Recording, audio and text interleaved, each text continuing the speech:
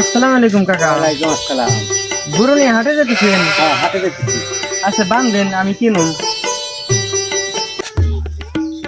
এই যে বান্ধি, এই যে বান্ধি।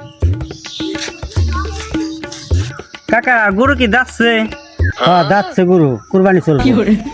আচ্ছা দাম কত? দাম হইল 2 লাখ টাকা দিবেন।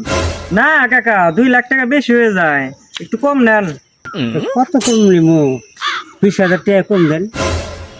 আচ্ছা ঠিক আছে কাকা, আপনার কথা মানলাম, যেহেতু 1,80,000 টাকার কথা বলছেন, তাহলে আমি একটা কথা কমু, আপনি আমার একটা কথা রাখবেন। বলেন তাহলে কি কথা মানুম?